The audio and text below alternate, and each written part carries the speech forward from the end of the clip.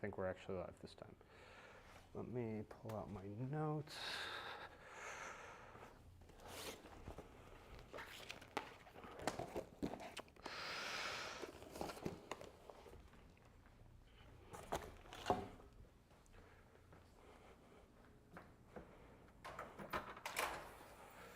Do one last check of my mic. Okay, yep, you can hear me. All right, well, thank you for those who are coming. If you're watching this remotely, then thank you also for watching. So the idea behind this, I guess, a little crash course is a lot of the algorithms coming up in Underactuated are going to rely a lot on optimization, and especially convex optimization. So we wanted to give this opportunity to give a small review of some of the terms and things that are going to be coming up soon. There are whole lectures or whole classes at MIT based on this topic, so obviously I'm not going to be able to cover everything. If you are interested or need a deeper dive in any of the particular topics, I did teach an applied convex optimization course. All of the lectures are on YouTube, and they'll very much follow kind of in this class, in the style of teaching from this class, of I give a very applied view into some of the big topics that show up in optimization. But so I guess we'll start with, so what do I mean by an optimization problem? So optimization problems, they classically assume the form, so f0 of x subject to some inequality constraints and some equality constraints.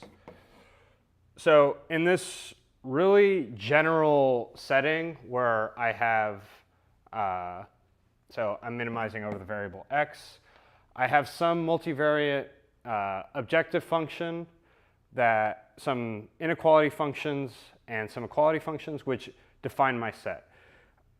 This, almost every problem, maybe I shouldn't quite say that, but a lot of problems in engineering and science can be written in this form. And this really general form, even in just like simple 2D cases, I can make this arbitrarily complicated. So for example, if this is x and this is f of x, sure, I can find this. If I just graph this, I can find this local minimum. But these constraints here are what really make this problem especially hard, because I can define these kind of arbitrarily complicated sets where, okay, I want the minimum of this function subject to x having to lie in one of these inequality sets, and h of x further constrains me to, only small fractions of these inequality sets. So all this to say, if I don't give you a stronger language to work in, you can present some really, really hard problems in this form. So this particular type of problem we're going to focus on, they're going to be convex optimization.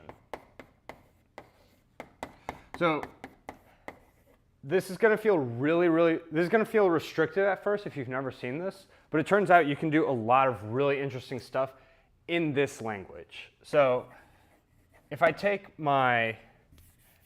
what a convex optimization problem is, really what I can do is this.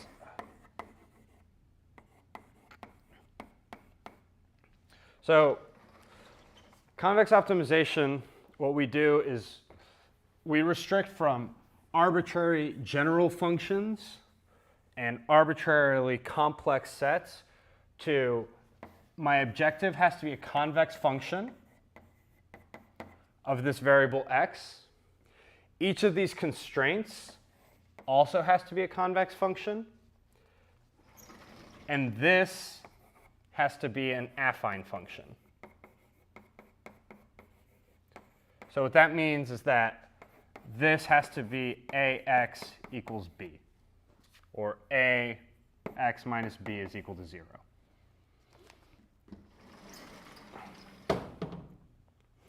So this feels restrictive at first, again, but what I want to focus on is what does this buy me?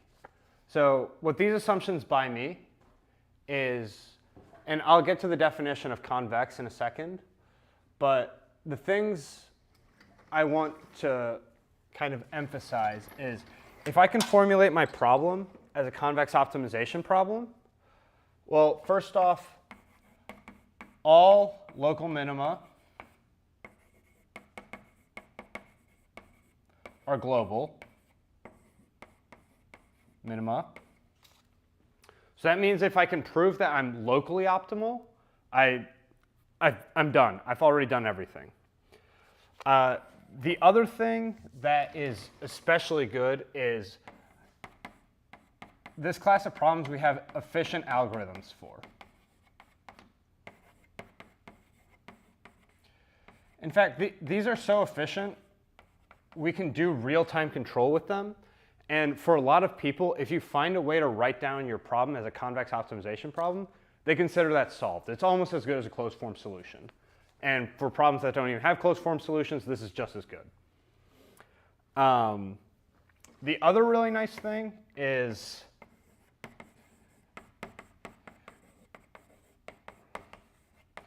we can get certificates of feasibility or infeasibility. So if there is a solution, we will find it.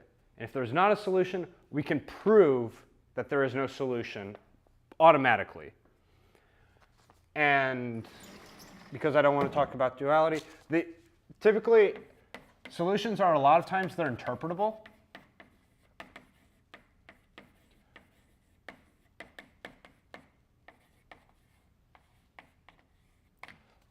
This depends obviously on how you set up the problem, but and if you understand a little bit about duality, there are some other things you can glean from the solutions, from the dual variables and things like that. So now I've told you a little bit about why we restrict to this class. Let's talk about what this class even is. Okay, so definitions.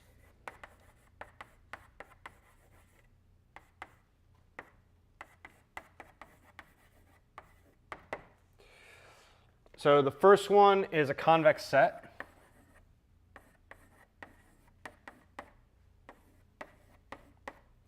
So S is convex if for all x1, x2 in S,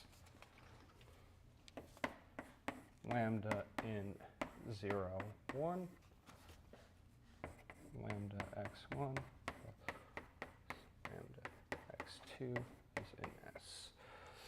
So a set S is convex if for any scalar lambda, this quantity right here is a convex combination.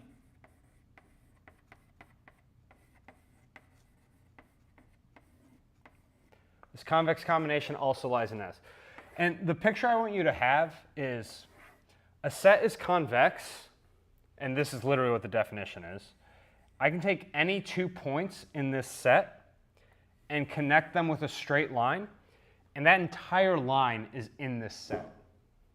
So for example, if I take this set and I take 2 points in it and draw a straight line, this line isn't in this set, and so this set isn't convex.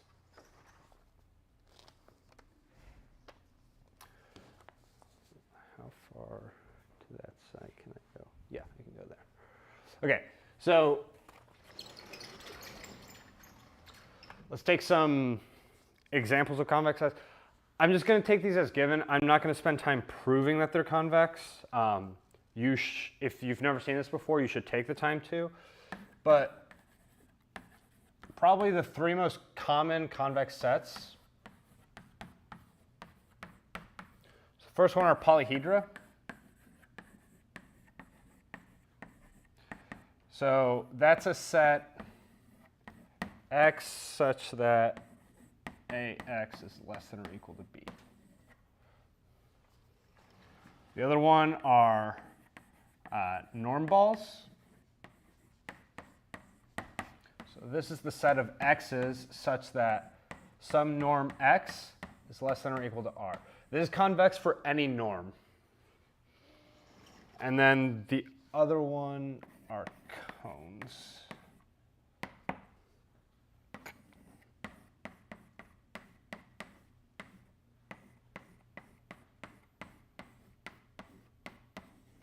Okay, so what do these sets look like? So the polyhedron,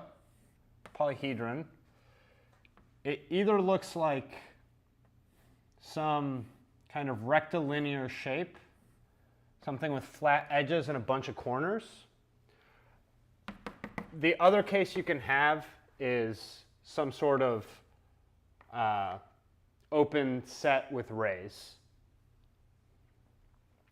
So the norm ball, I'm going to draw these differently. Okay, so the norm ball, so if I take the 2 norm,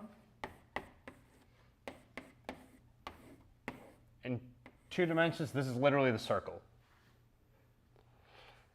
But there are other norms that work. So like, for example, the 1 norm is this diamond-looking thing. So ball doesn't necessarily mean round. It just means that this is the set. The norm is less than or equal to 1, less than or equal to 1.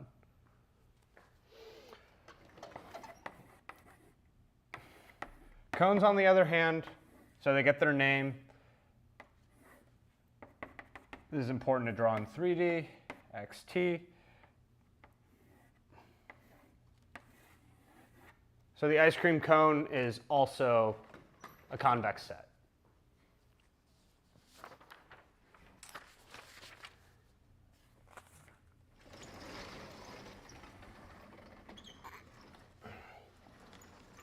So again, there are a lot of ways you can have a convex set. There's kind of an art to recognizing what you can and can't convert. There's an art to recognizing what you can convert into convex problems in general, but some quick combinations of operations that you should keep in mind for checking whether you have a convex set.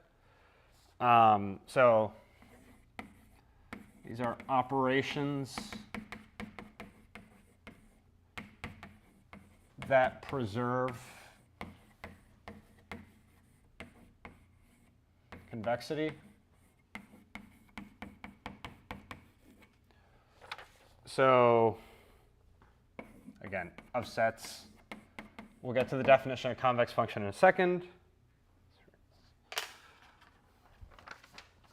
So the first one is intersections.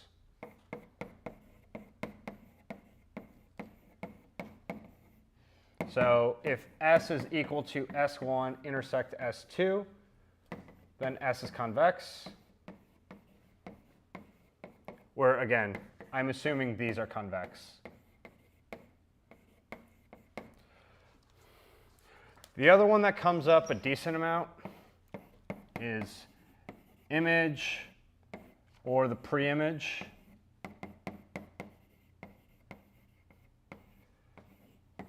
Of a convex set.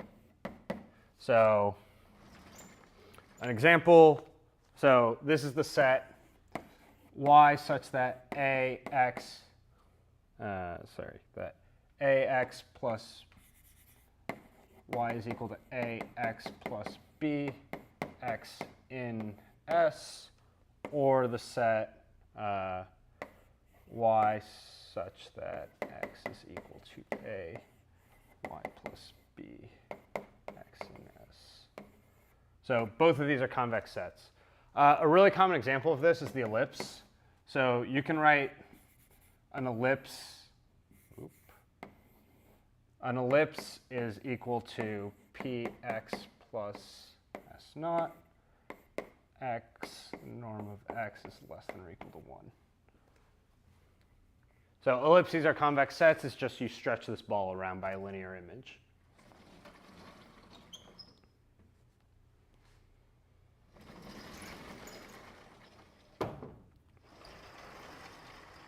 So again, the intuition I want you to have about a convex set is it's one I can take a straight line walk in without leaving.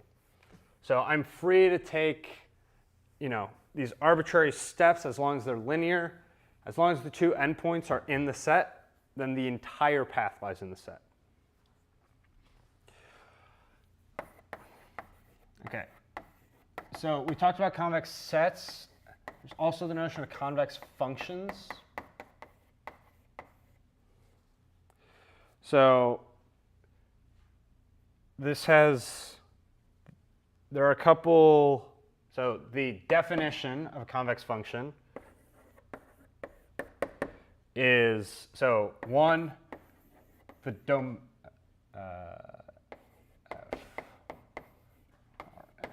2R. Yeah. So first, the domain of F has to be a convex set. This is a technical condition that you should check in general, but for example, if the entire domain, if F is the entire domain of Rn, then you have that checked off. Then the actual definition is that this property has to hold.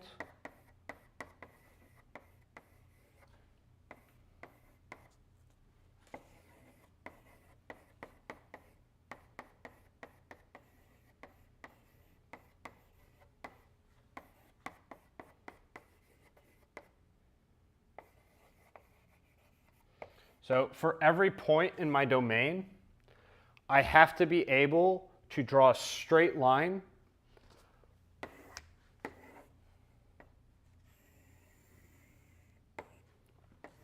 So if I take 2 points of evaluation in this domain, right, and I look at what value the function evaluates to,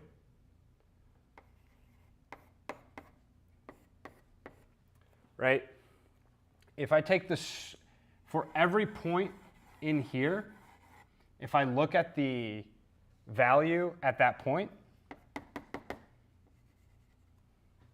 this value has to be underneath this convex combination.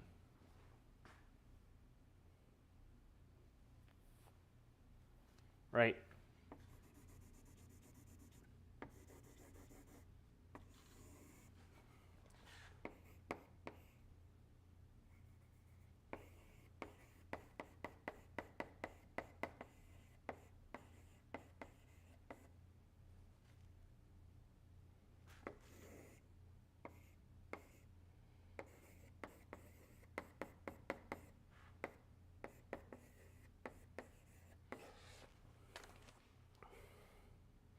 So there are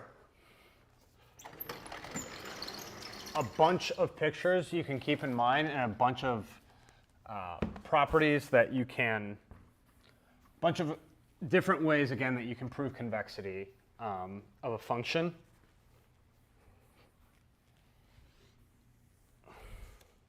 So if f is differentiable, another good one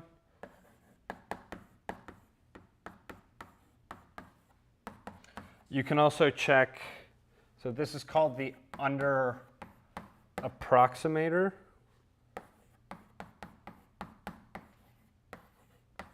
F of x transpose.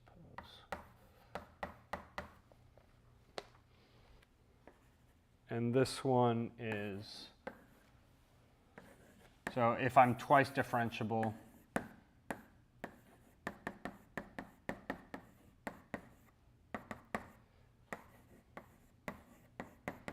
Hessian is a positive semi-definite matrix. So again, if I draw, my toy convex function, I'm not very creative when it comes to drawing convex functions, especially in the plane, but the general idea is that you have a bowl. So if you're 2 times differentiable, what it means is that this function curves up. The other thing, and what this property means is if I take some point and I draw the tangent through that point at the graph, this line right here will always under-approximate my true function by some value. And then the third one, this is also sometimes called the epigraph. So this is the set. The epigraph. The epigraph is basically this set. So it's the set of x and t such that f of x is less than or equal to t. If you're looking at the graph, so with convex functions, since it's always like a bowl, the epigraph is kind of the inside of that bowl. But essentially, if the epigraph is a convex set, then f is a convex function.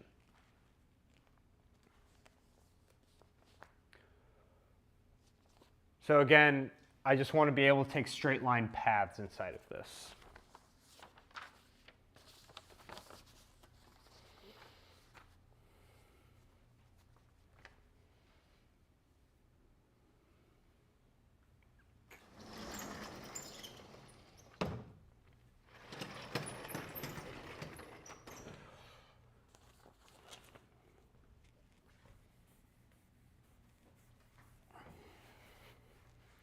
So it's nice to be able to talk about convexity and these convex functions kind of in the abstract, but in practice we restrict ourselves even further to even smaller classes of very common problems. And right now I'm going to bring up probably, so these are the cone programs. These are some of the most, these are very common. They're called cone programs.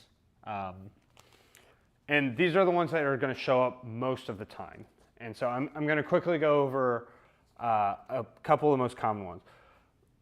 The first one you should have already seen in one homework. It's the linear program. So I'm going to omit the word program in all of this. That's what the P at the end of all of these acronyms come from. So the LP assumes this form. So I have a linear function of my decision variable, and then I can only have linear constraints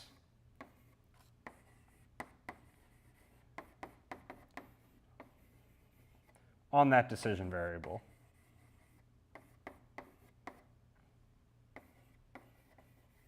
So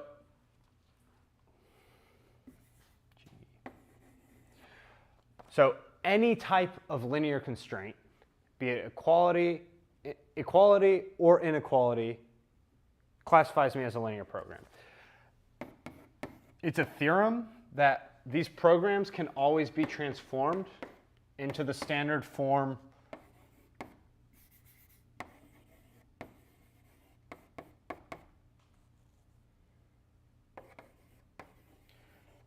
there is some matrix G, H,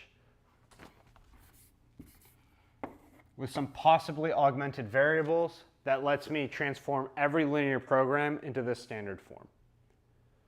If you want to see that transformation, look in a linear transform in a textbook, how to do that.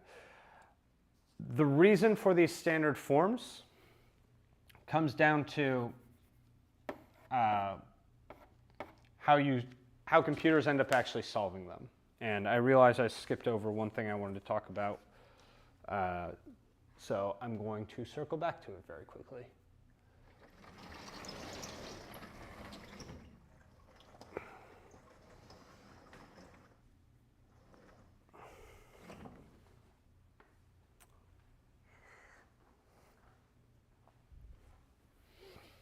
So I mentioned that it's possible to solve most of these problems very quickly on a computer. And so that means that there is a lot of interfacing with software that you'll do. So let's look at the anatomy of solving a convex optimization problem.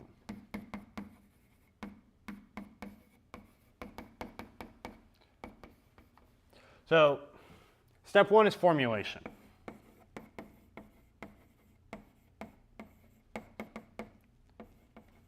So obviously, at some point, I'm going to write down my optimization problem on pen and paper and figure out how exactly I'm going to solve this.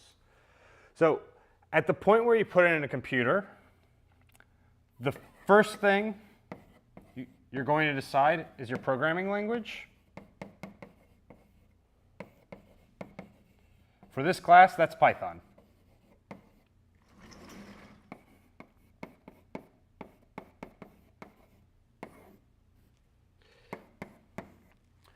The next part is I'm programming Python, but I need to use some sort of library that's going to help me be able to write this optimization problem. That's going to be called a parser. And in this class, we'll be using the Drake mathematical program.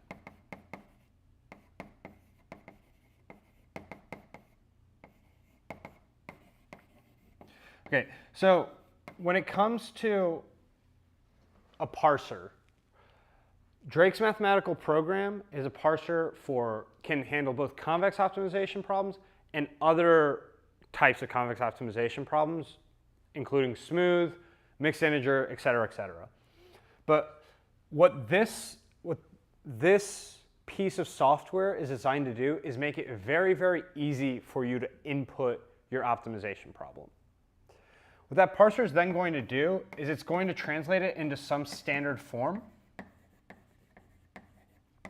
This is especially true for convex optimization problems, and you'll see me mention a bunch of the standard forms coming up.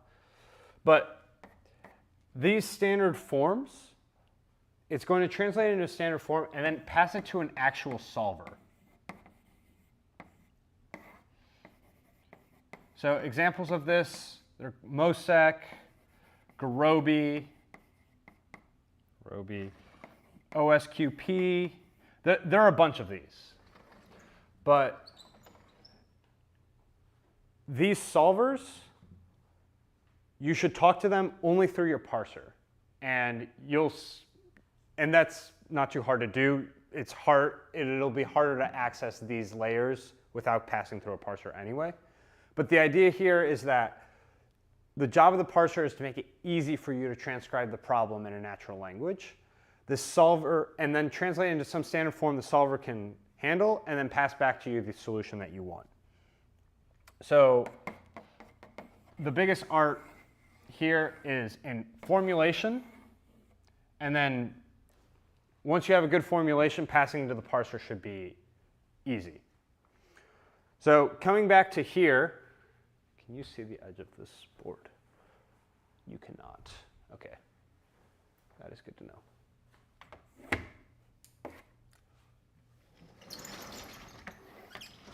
I apologize to the people on the lecture stream that the edge of this board is not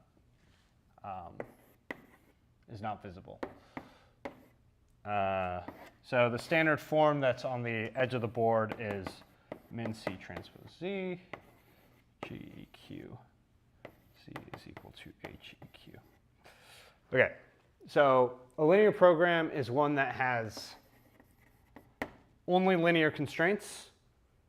And these we can solve with, millions of variables in, milliseconds.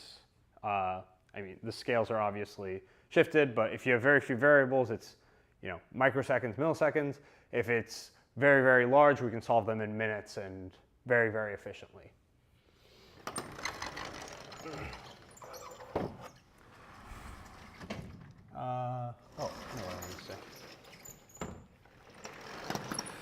So where are common things that you'll see linear programs show up? A very common class of problems they're called flow problems.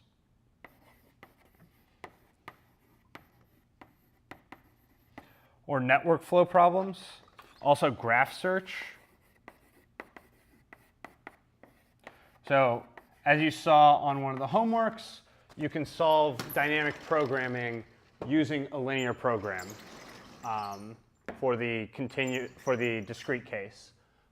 And that's essentially because there's a good formulation as graph problem, or it's like a flow problem, and that means that you can solve it with an LP.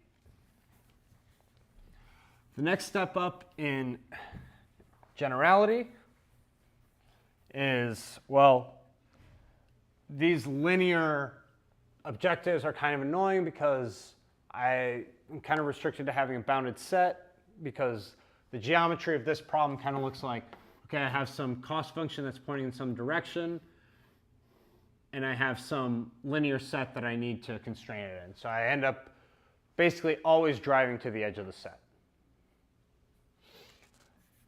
A lot of times, though, we want to be able to have quadratic cost functions.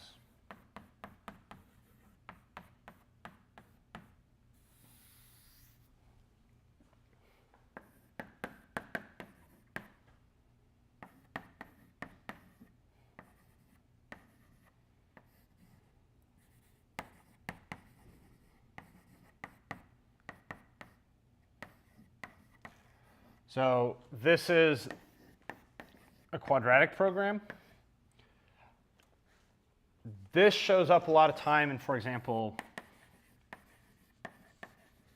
error tracking problems. So if I have time at the end, I might go over an example of each of these. Here, okay, so P of x is positive semi-definite. That just makes sure that my function is actually like bowl-shaped pointing up.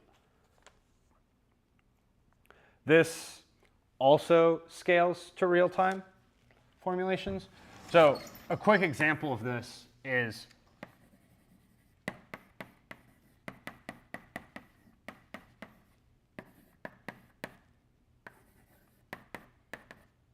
if I have a constrained least squares problem, that's a QP, right? Because I have this is equal to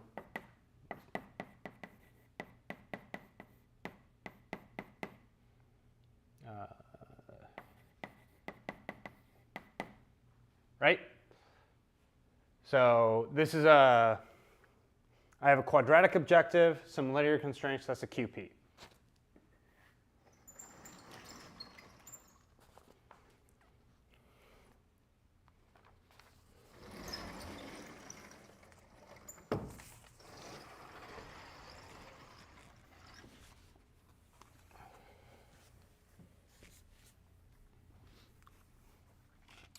One level up again, if I want to have even more general,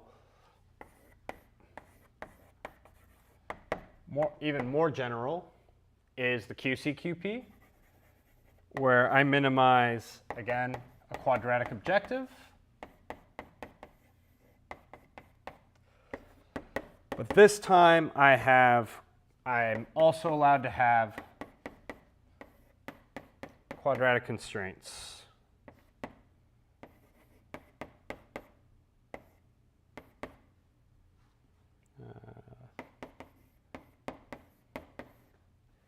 Equal to 0.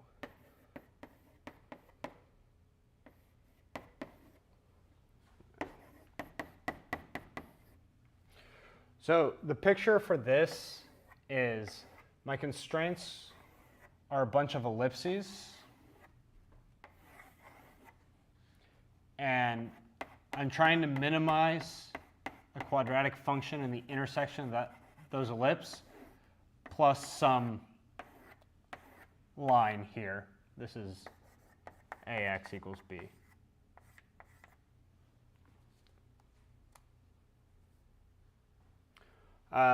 These kinds of things an example where these show up is if I have robust or uncertain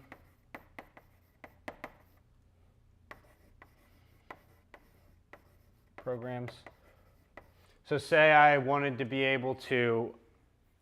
have a linear program, but I wasn't 100% sure what some of my inequalities were, and I wanted to represent those with ellipsoidal uncertainties around some of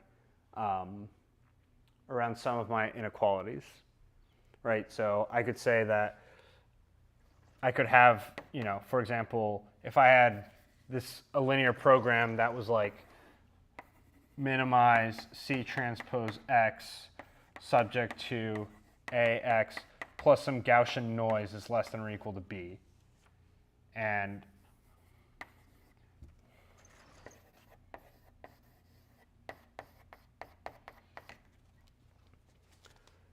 so this Gaussian noise kind of naturally introduces some of these ellipsoidal sets that'll show up. Again, I'm bringing these examples up to kind of example cases where you might see these problems show up. I'm not expecting anyone to know offhand how to formulate that problem as a convex optimization or anything.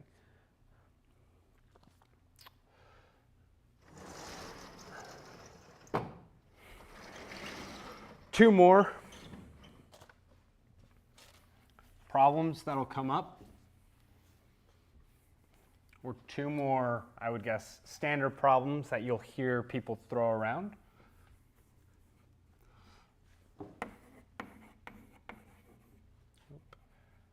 So this is the second order cone.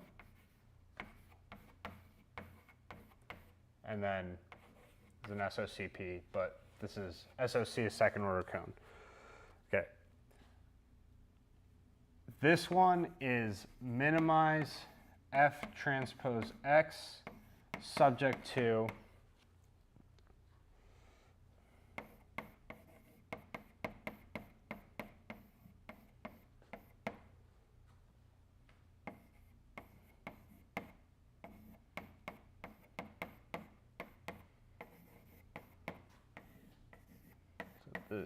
this is a second order cone set. And again, I'm permitting equality constraints. So I want you to think about these second order cone programs as a generalization of that program. The way you see that is, so if I let Ci equal 0, so if I let Ci equal 0, then I again have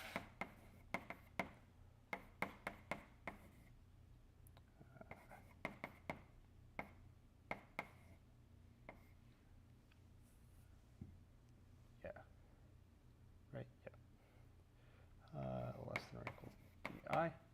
So this constraint when Ci is equal to 0 is the same as this one up here. I'm missing an X transpose there. And then what you can do is by just introducing a variable Z, just introducing a variable Z and changing that constraint to, you can write that problem up there as min Z subject to 1/2 X P X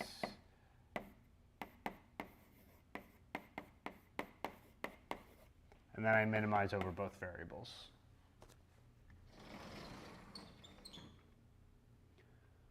So every QCQP is also an SOCP, but that's just more specific. And then the last one that Russ is going to cover extensively this week, it's going to be the main workhorse of some of the algorithms we're going to look at this week. Instability analysis. This is the semi-definite program.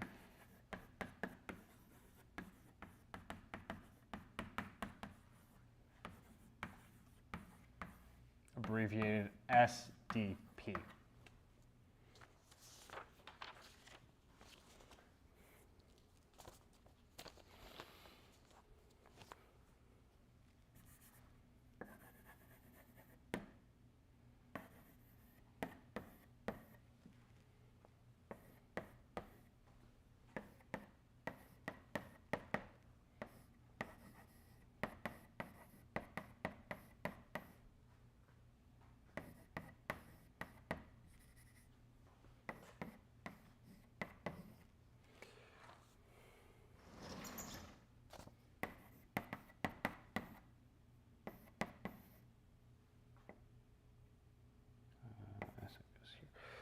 So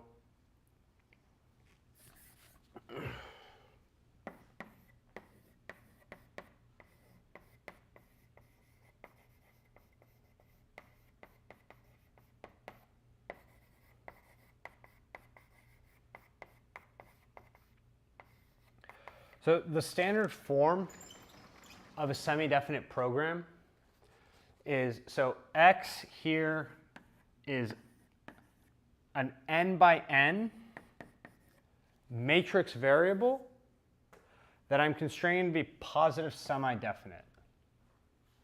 So positive semi-definite has a couple of equivalent definitions.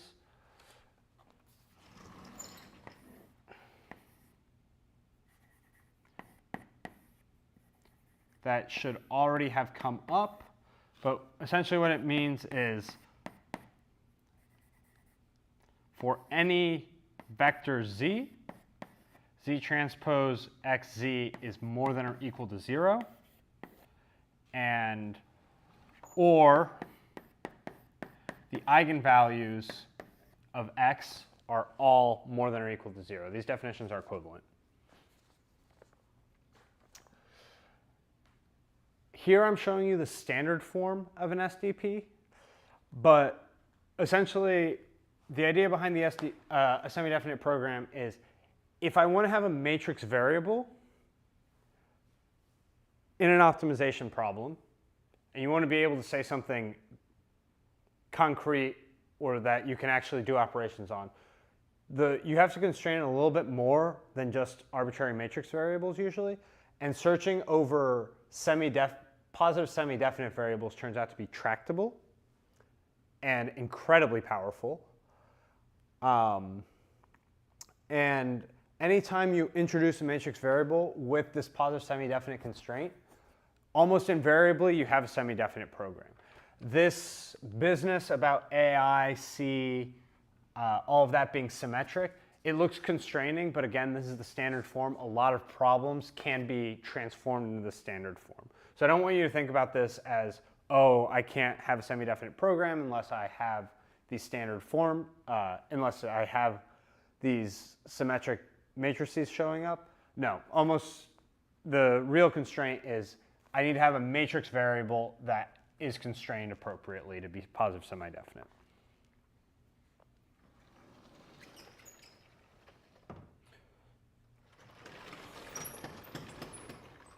So I just threw a lot of different types of optimization problems at you. Being able to name these problems isn't the most essential thing in the world.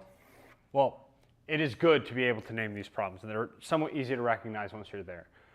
But when you're solving problems, typically you don't set out being like, I want a linear programming formulation of this problem. You set out, okay, no, I want a convex formulation of this problem, and a lot of the standard functions that turn out to be convex or anything can be reformulated into one of these standard forms in some ways. And once you have a formulation, then you look to see, okay, what standard setup does this actually fall into? So I mentioned that these were all fall under the category of cone programs. There are other cones, but these are the most common ones. And particularly,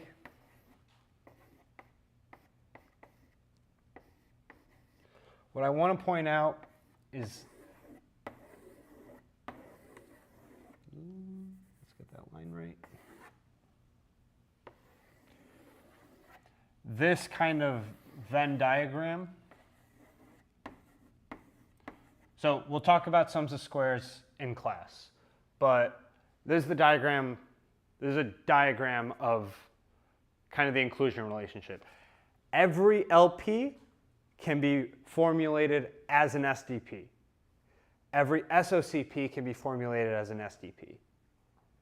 So SDP is super, super general because it includes all of the other classes I've listed. On the other hand, so you could ask, okay, why don't we just talk about SDP?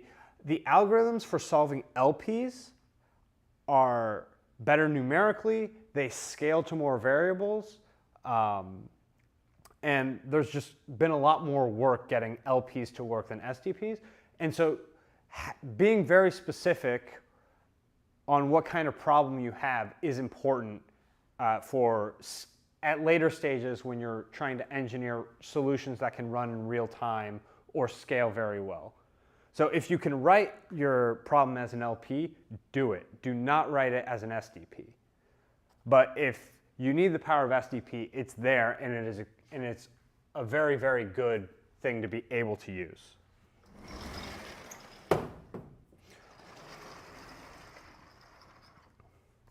Moreover, it's also kind of important for another practical reason.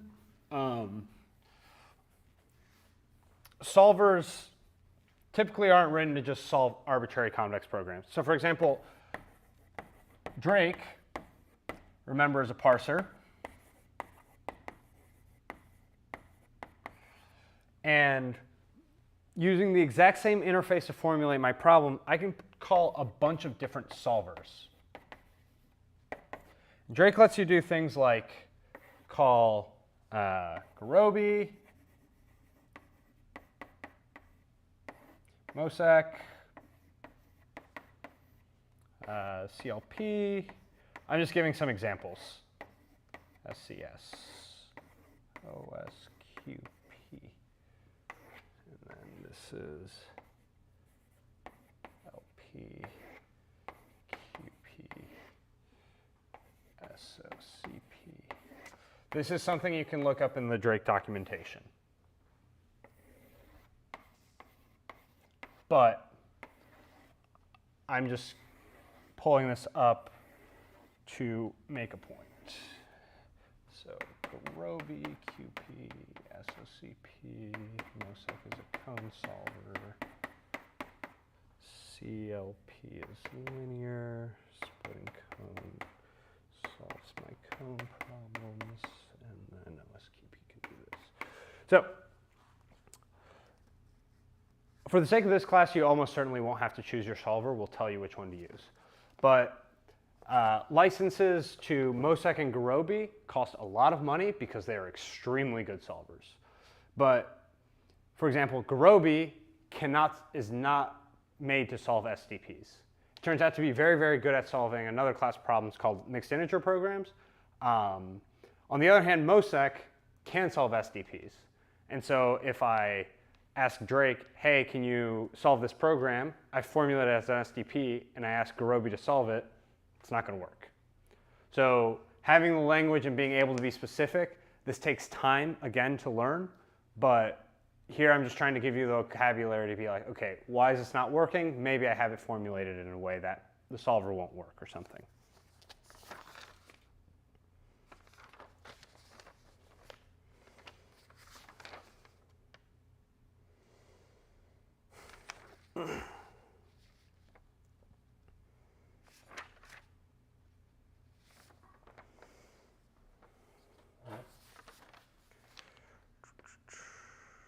Which one of these should I do?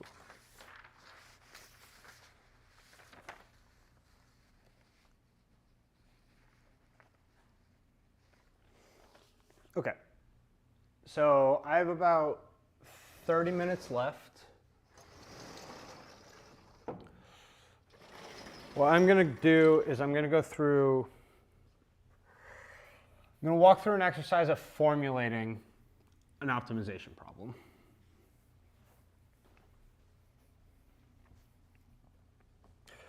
So what I'm going to talk about right now is known as the SVM classifier.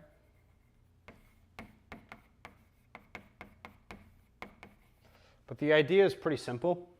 So fancy name, simple machine learning classifier. So I'm going to have data xi, yi. Yi is my labels, 1, -1.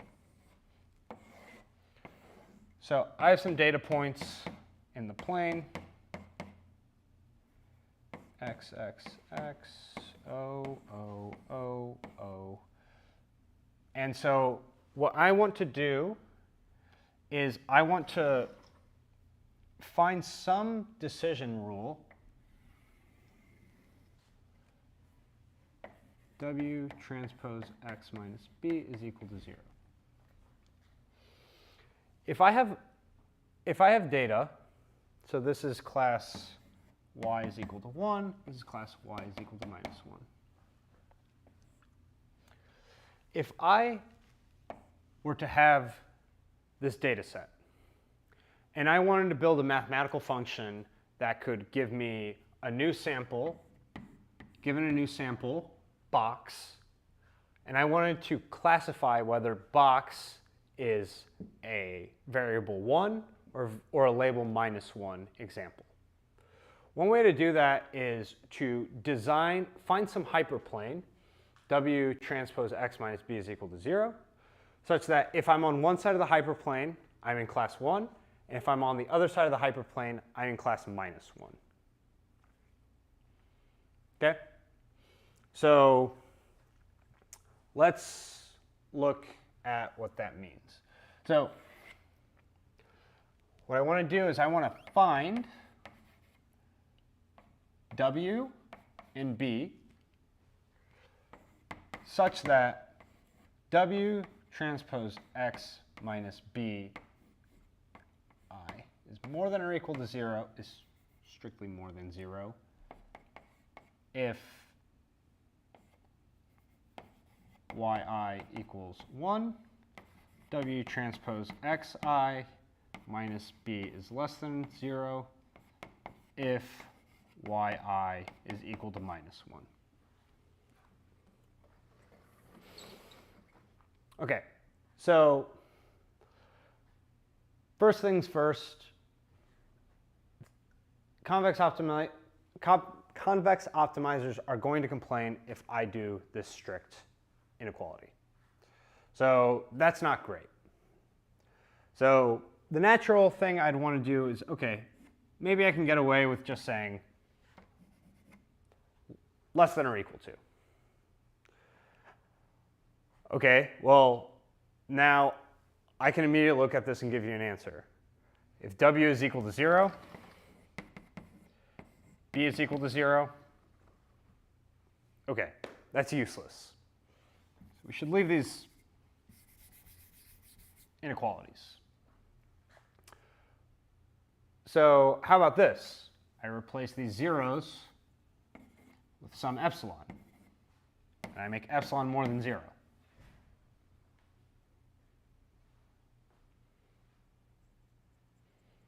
That's pretty good. This is an optimization problem I can solve, right? I need to find a W, an epsilon, again, strictly more than 0. That's not great. Can do that. I have the same problem. So I can just fix this to some small positive value.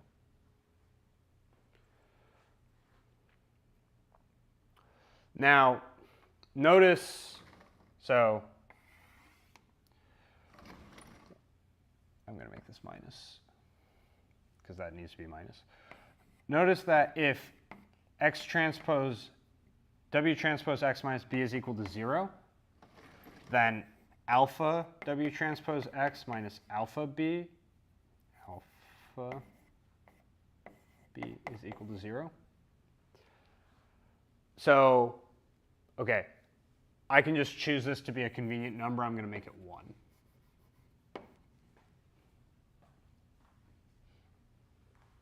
I'm stepping through these steps fast, but I'm trying to give you an idea of how I would go about actually setting up this problem.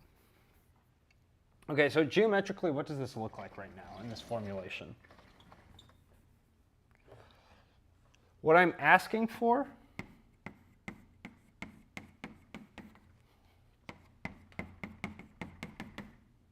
is I've set up 2 new planes.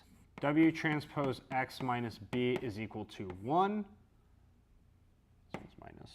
W transpose x minus b is equal to 1. Minus 1 and 1.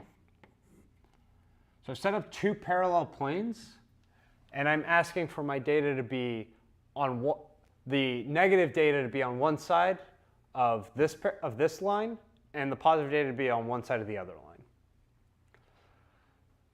Okay, do I have a convex optimization problem right now?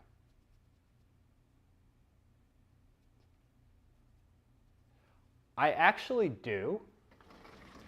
So find W and B is really just a stand-in for min over W and B of some constant cost of 0.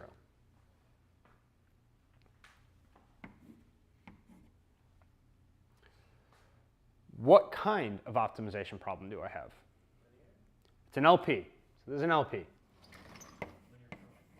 Yeah. So this SVM class, so this will find me some classifier, right? But in this picture,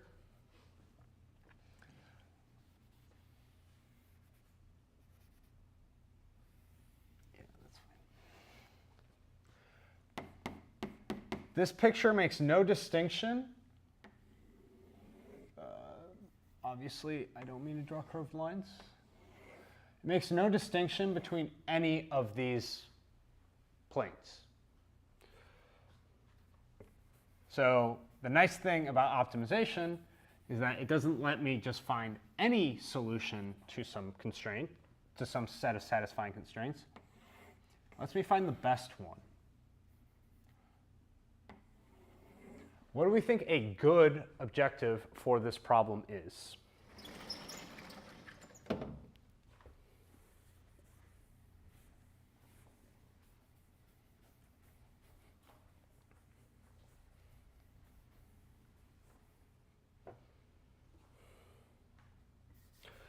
So one way to make sure that this is a good hyperplane, right, would be if my data is all of my data is as far away from is as far away as possible from this line. So this is called a maximum margin.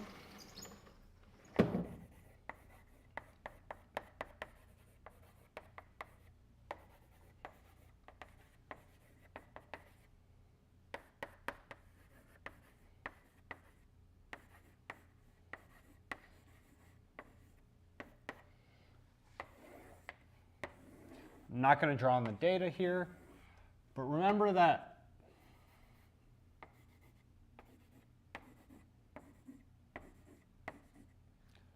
what I'm doing is I'm essentially finding one plane where I can look at the 2 parallel planes, and that's my margin. So what the maximum margin plane is going to look for is it wants to find W and B so that this distance here needs to be maximized.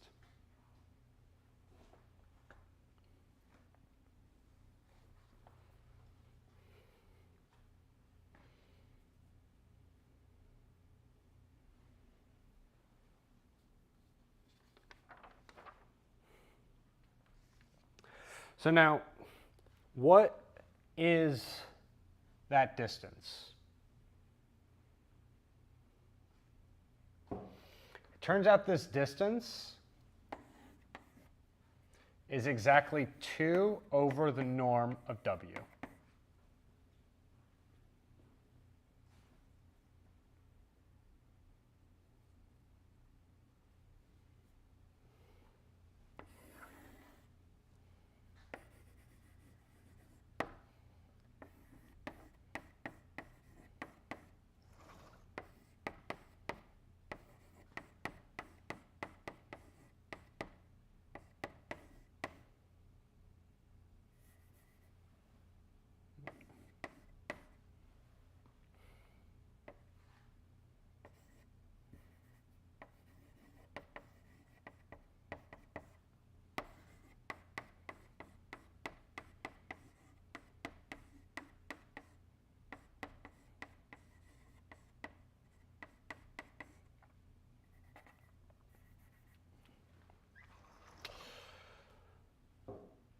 If you look, so here's the problem I want to solve, right? Max. I want to maximize this margin right here. And so I want to maximize this value. So what you'll see if you do this is that this isn't quite a convex function of W, but this is where kind of the art of things comes in. Maximizing this with respect to W, well, as W grows, this becomes smaller, right? Or this becomes smaller. So I'm trying to drive W down. So I may as well just minimize the norm of W. And a lot of times, so what is the norm of W? Well, norm of W is equal to the square root of W transpose W.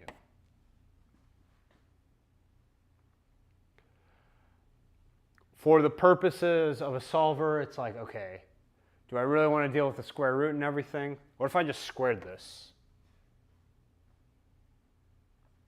Well, if I do that, I W transpose W. All of a sudden, what kind of problem do I have? It's QP, right? Nice. Which I can solve for, again, if X is some feature vector, if I have, thousands of them in a couple hundred or dozen dimensions, it's not going to solve instantaneously, but it'll solve pretty fast. And you'll get a pretty good classifier if the data is linearly separable. There's an alternative called the soft margin SVM where you trade off the violations versus like how many points and everything. But walking through this exercise, I'm just trying to show you how typically the way you want to write these things down is you want to write down mathematical statements one at a time and kind of keep improving it until you end up, okay, maybe I can massage this into some convex form. When it comes, on the other hand, when it comes to some of these standard functions like norms, or even this is where your parser becomes your friend. Because if I have to do this norm operation a bunch of times, the parsers have these built-in functions that can recognize these and automatically convert, and you can just type in, norm. If I type in norm of W is less than 1, the parser can automatically parse this into an equivalent, just quadratic constraint for you. And so it's really worth reading the documentation of Drake Mathematical Program when you're using it in order to make sure that you actually get as much as you can out of the parser and do as little work as possible and not accidentally make some little mistake like that. Let the parser do the work.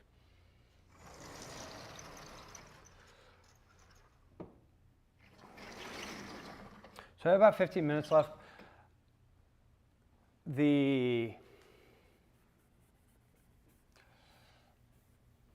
One of the things I want to draw attention to is that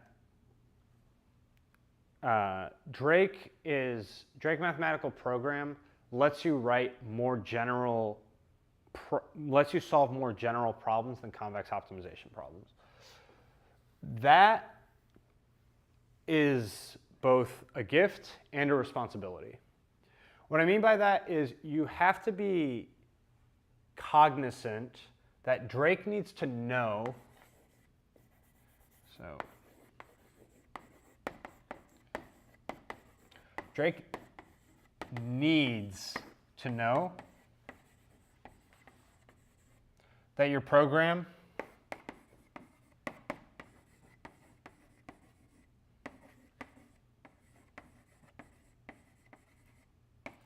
is convex.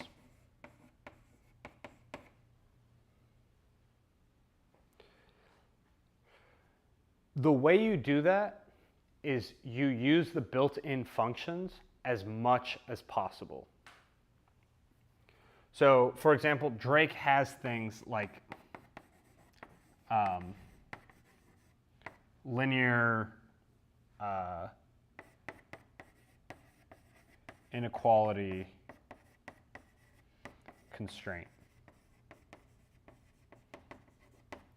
And I promise you that as long as you use those built-in functions and you only give it convex functions and convex inequalities and things like that, it will parse it and solve it using the best solver for these convex optimization problems.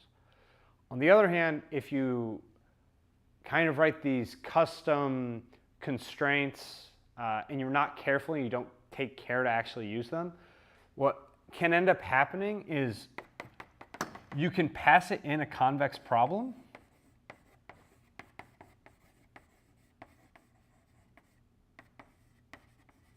and accidentally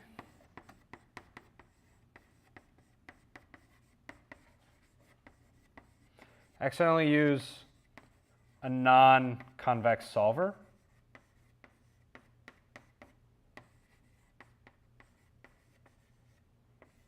For example, SNOPT.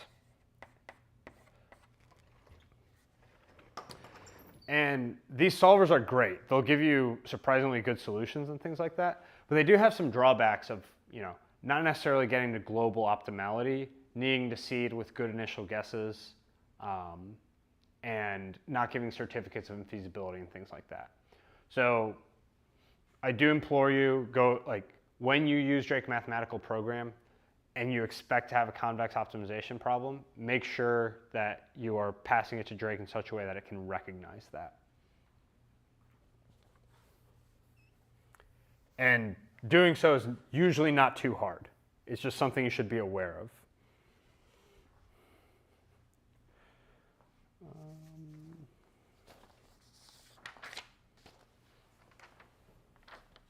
I guess I don't have too much else. I don't really have time for another example.